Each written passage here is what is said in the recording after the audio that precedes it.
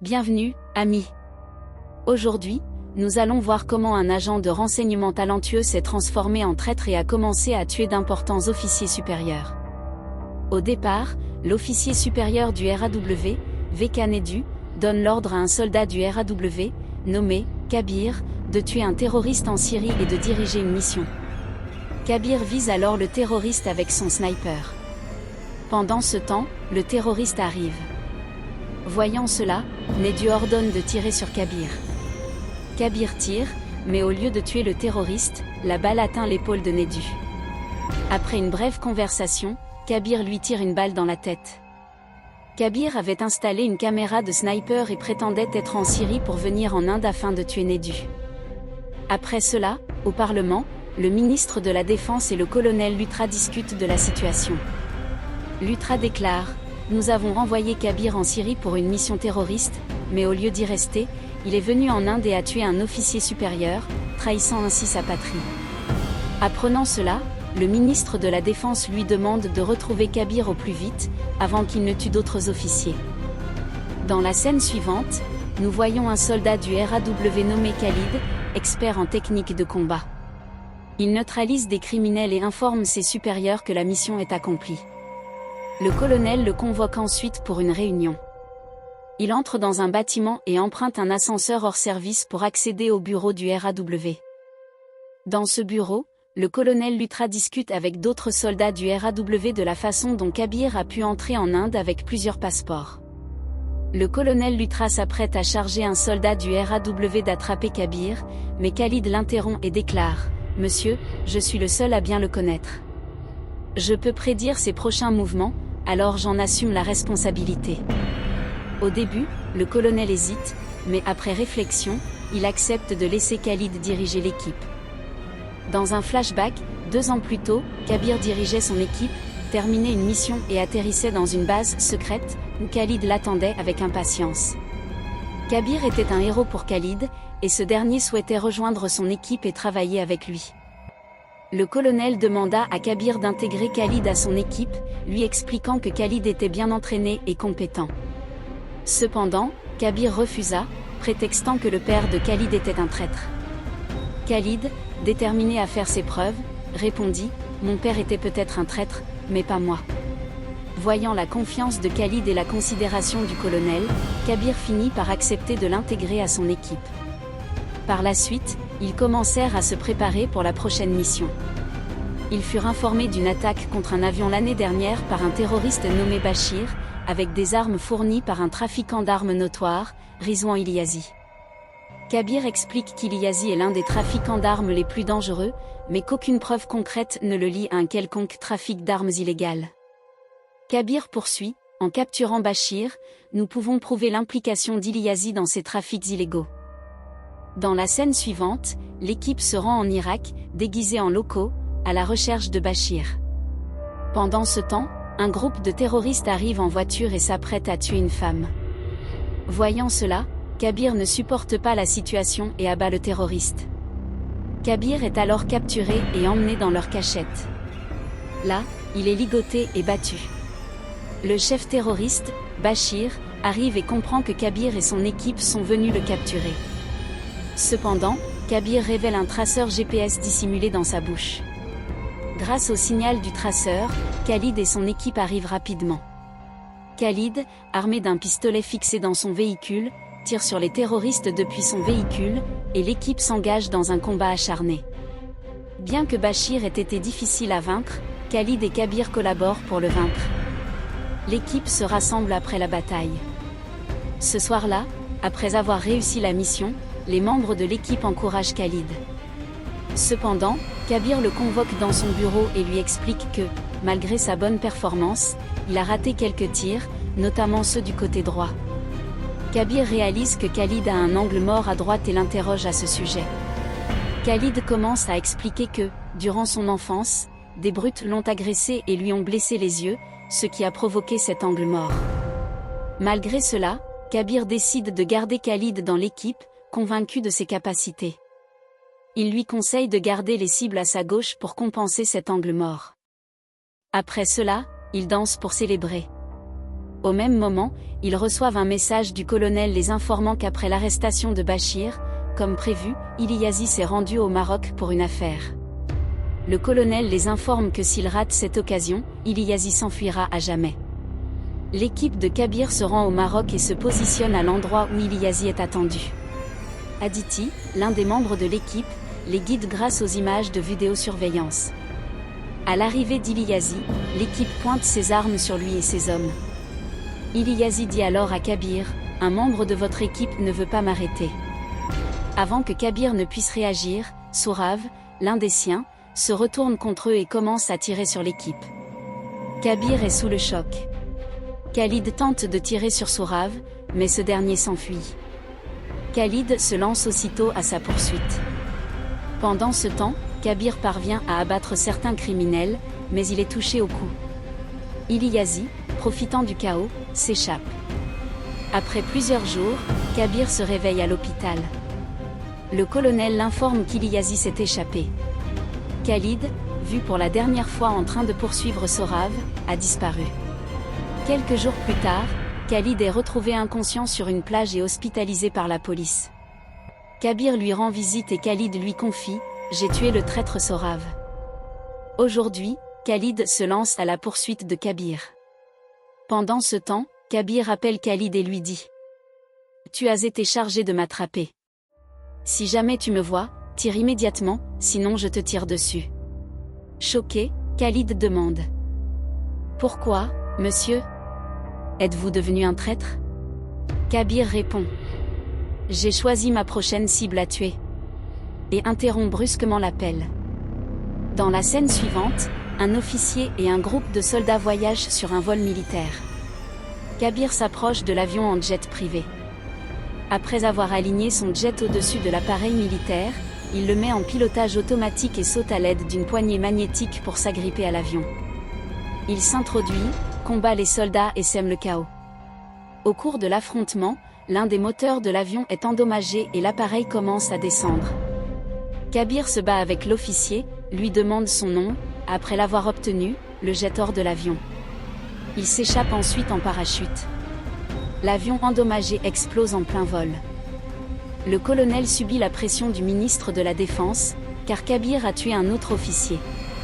Sous pression, le colonel ordonne à Khalid de capturer Kabir immédiatement. Plus tard, Kabir rencontre Khalid dans le métro et lui conseille de rester à distance. Khalid tente de l'en empêcher, mais Kabir s'échappe en montrant un petit morceau de papier portant le nom de sa prochaine cible, le docteur Outwal Biswa. Dans la scène suivante, Kabir participe à une journée sportive pour enfants. Il y rencontre une jeune fille nommée Roui. Au cours de la conversation, Roui lui confie avoir perdu son match. Kabir répond « Peu importe que nous gagnions ou perdions. Ce qui compte, c'est que nous ayons donné le meilleur de nous-mêmes. » Un flashback commence. Après la fuite d'Iliazi, Kabir vivait en Italie.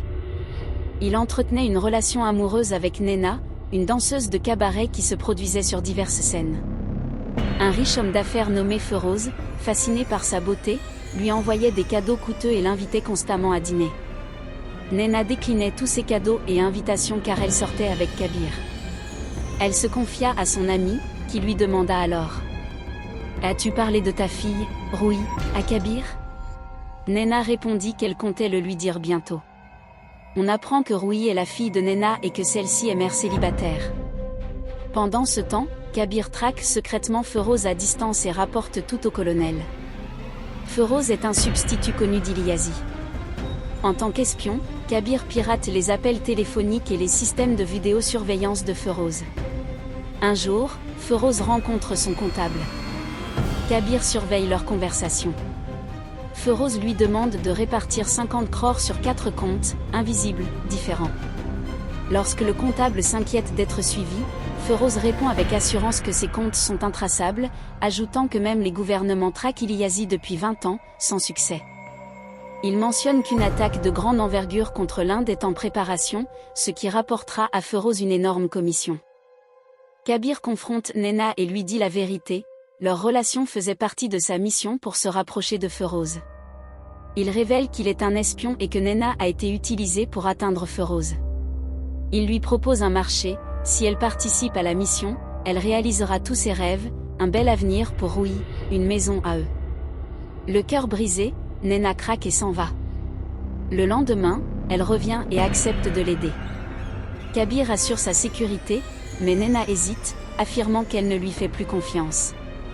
Elle lui tend un dessin réalisé par Rui et lui dit « Le rêve de Rui est de surfer en Australie. Ne me prends pas pour un appât, tu as aussi utilisé son rêve. Après la mission, je reviendrai récupérer ce dessin. » Ce soir-là, Nena accepte l'invitation de Feroz à dîner. Kabir observe la situation depuis un bateau à proximité. Nena prévoit d'extraire des données de l'ordinateur portable de Feroz. Pendant ce temps, le colonel contacte Kabir et exige son retour si la situation ne progresse pas. Kabir insiste sur le fait que la mission est en bonne voie et met fin à l'appel. Soudain, le colonel passe un autre appel. Pendant que Nena est au dîner, Kabir surveille la situation via la vidéosurveillance. Aditi appelle Kabir et lui révèle que Feroz a été en contact avec un chirurgien esthétique, connu pour ses reconstructions faciales. Elle partage des images confirmant qu'Iliazi a modifié son apparence pour ressembler à Feroz. Feroz est Iliazi. Choqué, Kabir continue d'observer. Tandis que tout le monde est distrait, Nena glisse une clé USB dans l'ordinateur portable de Feroz. Elle revient plus tard la récupérer, mais elle a disparu. Iliazi, qui se faisait passer pour Feroz, la tient dans sa main. Nena a été surprise, Iliazi coupe le courant. Sentant le danger, Kabir se précipite dans le bâtiment, affrontant les gardes sur son passage. Mais avant qu'il puisse l'atteindre, Nena tombe du toit. Elle meurt sur le coup. Kabir est dévasté. Iliazi s'échappe en hélicoptère. Kabir, bouleversé, disparaît et ne se présente pas au quartier général. Kabir contacte Aditi. Il lui apprend que pendant la mission, la seule personne à qui il a parlé de Nena était le colonel. Aditi retrouve les enregistrements d'appels du colonel et découvre qu'il a parlé à Pekka Nedu après l'appel de Kabir. Kabir tue alors Nedu, qui avoue avoir divulgué les informations de Nena à Iliazi. Lorsque Kabir interroge d'autres personnes au sein de l'organisation, Nedu admet qu'il y en avait deux, l'une déjà morte, l'officier tué dans l'avion, et l'autre qui tentait de récupérer un disque dur du docteur Outwal Biswa. Le docteur Biswa, qui a travaillé à l'ISRO pendant 9 ans, est désormais basé dans un centre de recherche spatiale au Portugal. Khalid est envoyé pour le protéger et le ramener sain et sauf en Inde. Alors que l'armée se prépare à transporter le médecin, Iliazi le contacte et exige un ensemble de codes. Le médecin confirme que les codes sont prêts, mais affirme que l'armée est déjà là pour le récupérer. Iliazi répond « Je m'en occupe ». En route vers l'aéroport, les hommes d'Iliazi lancent une attaque au missile. Le véhicule de Khalid se retourne et il perd connaissance. Alors que l'ennemi tente d'enlever le médecin, Kabir apparaît, tue les assaillants et interroge le docteur Biswa au sujet de l'officier traître restant. Le médecin insiste sur le fait qu'il ne sait rien et lui remet un disque dur. À ce moment, Khalid reprend connaissance. Apercevant Kabir, il lui tire dessus. Kabir s'échappe, mais la balle atteint le docteur Biswa, le tuant. Kabir s'enfuit à moto. Khalid le suit sur une autre. Après une course-poursuite à grande vitesse, Kabir fait tomber Khalid et s'enfuit. Suite à l'échec de la mission, le colonel est de plus en plus frustré par Khalid. En raison de la nature critique de la mission et de son incapacité à protéger le docteur, Khalid est suspendu de RAW. Par la suite, Khalid découvre l'existence de Nena et Rui lors de la dernière mission de Kabir, avant de tuer Nedu. Dans la scène suivante, Kabir fête Noël avec Rui. Khalid les localise et arrive. Ils discutent dans la planque de Kabir. Après leur conversation, Khalid apprend toute la vérité. Kabir explique qu'Iliazi préparait une attaque et qu'il a remis une clé USB à Aditi pour qu'elle la décode. Cette clé a été récupérée auprès du docteur Outwal. Pendant ce temps, des criminels les attaquèrent, mais Kabir et Khalid réussirent à les abattre et à s'enfuir. Ils atteignirent la maison d'Aditi au Kerala, où se célébrait son mariage. Après le mariage, Aditi les retrouva et leur remit le disque dur décodé. Elle révéla qu'il contenait un code secret, le code orbital du satellite indien Brahma. Le satellite Brahma était le seul satellite de communication pour les soldats stationnés aux frontières, là où les signaux mobiles et autres ne pouvaient atteindre. Sa destruction rendrait impossible la traque des ennemis entrant dans le pays et lançant des attaques. Ils comprirent qu'Iliasi prévoyait de détruire le satellite en utilisant les codes de positionnement et de provoquer une guerre entre les pays. Kabir et Khalid décidèrent d'y mettre un terme. Kabir remit le disque dur à Khalid en lui demandant de le conserver précieusement. Après cela, Kabir et Khalid voyageaient sur une péniche. Pendant le voyage, ils commencèrent à boire. Au bout d'un moment, Khalid se comporta étrangement et renversa son verre par terre. Kabir, après avoir bu, s'affaiblit, saigna de la bouche et tomba. C'est alors que Khalid commença à expliquer. Pendant la mission au Maroc, Khalid poursuivait Sourav. Après un combat acharné, Khalid vainquit Sourav, mais Iliasi lui tira dessus par derrière, et Khalid mourut. Après cela, Iliasi projeta de faire transplanter le visage de Khalid sur Sourav par un chirurgien esthétique. On apprend ainsi que Sourav se faisait passer pour Khalid depuis la mission au Maroc, et qu'il était le dernier officier travaillant pour Iliasi. De plus, ils modifièrent sa voix par une opération au laser à la gorge pour qu'elle corresponde à celle de Khalid. Après avoir révélé tout cela, il jeta Kabir dans la rivière. Dans la scène suivante, Sourav et Iliasi se préparaient à attaquer le satellite de défense depuis leur brise-glace au large du cercle polaire arctique. Ils chargèrent le moteur fourni par Kabir dans leur système et le missile fut lancé grâce au code récupéré. Pendant ce temps, quelqu'un atterrissait en parachute sur le navire, Kabir lui-même. Il tira sur tous les passagers et menaça Sourav et Iliasi, les capturant. Sourav, choqué, demanda comment Kabir était encore en vie. Kabir répondit, « Je savais déjà que tu étais Sourav. » Puis il raconta le flashback. « Il y a 2 jours, alors que nous discutions à la planque, les criminels ont attaqué. Pendant le combat, tu as parfaitement visé une cible à ta droite, mais Khalid avait un angle mort à l'œil droit. J'ai demandé à Aditi de vérifier la vidéosurveillance du bureau. Elle a découvert que tu étais venu au bureau après ta suspension. Elle a approfondi ses recherches et a constaté qu'un des poisons manquait. J'ai donc anticipé et demandé à Aditi de préparer un antidote au poison et d'installer un traceur dans le lecteur. De plus, pendant que nous étions sur le bateau, tu as demandé à boire. Cela a confirmé que tu n'étais pas Khalid, car Khalid considérait que boire de l'alcool était un péché. Khalid demanda, « Si tu savais que j'étais Sourav, pourquoi ne m'as-tu pas tué à l'époque ?» Kabir répondit, « Si je t'avais tué à ce moment-là, comment aurais-je retrouvé Iliasi et sauvé le pays de l'attaque ?»